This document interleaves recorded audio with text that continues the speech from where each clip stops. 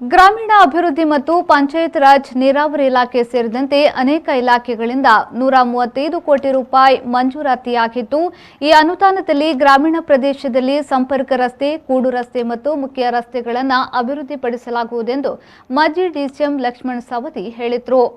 ಅದಕ್ಕೆ ಈಗಾಗಲೇ ನಾವು ಡಿಪಿಆರ್ ಅನ್ನು ಕೂಡ ರೆಡಿ ಮಾಡಿದ್ದೀವಿ. 130 ಕೋಟಿ ರೂಪಾಯಿದಲ್ಲಿ ಅದಕ್ಕೆ ಡಿಪಿಆರ್ ಸಜ್ಜಾಗಿದೆ. ಅದನ್ನು ಕೆಲವೇ ದಿವಸದಲ್ಲಿ ಅದಕ್ಕೆ ಮಂಜೂರಾತಿ ಪಡ್ಕೊಂಡು ಅದಕ್ಕೆ ಟೆಂಡರ್ ಕರೀಲಿಕ್ಕೆ ಅದನ್ನು ಕಾರ್ಯಕ್ರಮವನ್ನು ಇಟ್ಕೊಂಡಿದ್ದೆ. ನಾನು ಮುಖ್ಯಮಂತ್ರಿಗಳಿಗೆ ವಿನಂತಿಯನ್ನು ಮಾಡಿಕೊಂಡಿದ್ದೆ.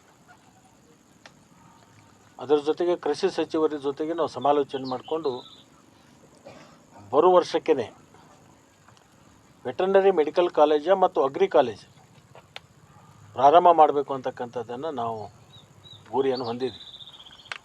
ವೆಟರ್ನರಿ ಮೆಡಿಕಲ್ ಕಾಲೇಜ್ ಏನಿದೆ ನಮ್ಮದಲ್ಲಿ 4 ಕ್ಲಾಸ್ ರೂಮ್ಗಳಿದಾವೆ. ಮೊದಲನೇ ವರ್ಷಕ್ಕೆ ಒಂದೇ ಕ್ಲಾಸ್ ರೂಮ್ ನಡೀತದೆ, 2ನೇ ವರ್ಷಕ್ಕೆ 2, 3ನೇ ವರ್ಷಕ್ಕೆ 3, 4ನೇ ವರ್ಷಕ್ಕೆ 4 ನಡೀತದೆ.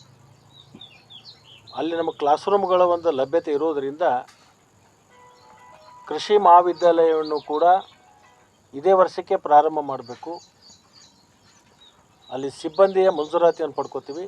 ಸಿಬ್ಬಂದಿ ಮಂಜೂರಾತಿಯನ್ನು ಪಡ್ಕೊಂಡ ತಕ್ಷಣದಿಂದನೇ ಇದೇ ವರ್ಷದಿಂದ ಅದನ್ನು ವಿದ್ಯಾರ್ಥಿಗಳಿಗೆ ಅಡ್ಮಿಷನ್ ಕೊಟ್ಟು ಅದನ್ನು ಪ್ರಾರಂಭ ಮಾಡಬೇಕು ಅಂತಕ್ಕಂಥ ಒಂದು ಗುರಿಯನ್ನು ಇವತ್ತು ಹೊಂದ್ಕೊಂಡಿದ್ದೀವಿ. ಬೆಳಗಾವಿ ಜಿಲ್ಲೆಯ ಅಥಣಿ ತಾಲೂಕಿನ ನದಿ ಇಂಗಳಗಾವದಿಂದ ಅರವಟಗಿವರೆಗಿನ ರಸ್ತೆ, ಕರಲಟ್ಟಿಯಿಂದ ಹಳೆ ಸಾವಳಗಿ ರಸ್ತೆ, ಅಥಣಿಯಿಂದ ಹಳೆ ತಂಗಡಿ ರಸ್ತೆ, ಹೊಸಟಿಯಿಂದ ಮದಪಾವಿವರೆಗಿನ ರಸ್ತೆ ಕಾಮಗಾರಿಗಳಿಗೆ ಗುದ್ದಲಿ ಪೂಜೆ ನೆರವೇರಿಸಿ ಮಾಧ್ಯಮದೊಂದಿಗೆ ಮಾತನಾಡಿದರು. ಈ ಸಂದರ್ಭದಲ್ಲಿ ಗುತ್ತಿಗೆದಾರರಾದ ಶಿವರುದ್ರಪ್ಪ, ನರಸಿಂಹ ಜೋಶಿ, ಮುರುಗೇಶ್ ಪಾಟೀಲ, ಶ್ರೀಶೈಲ ಪೂಜಾರಿ, ಶಿವಪುತ್ರ ನಾಯ್ಕ, ಬಸವರಾಜ ಮಗದುಮ್ಮ, ರಾಜಮರಡಿ, ಅರ್ಜುನ್ ನಾಯ್ಕ ಸೇರಿದಂತೆ ಬಿಜೆಪಿ ಮುಖಂಡರು ಉಪಸ್ಥಿತರಿದ್ದರು. ಸತೀಶ್ ಕೋಳಿ, ವಿ4 ನ್ಯೂಸ್, ಅಥಣಿ.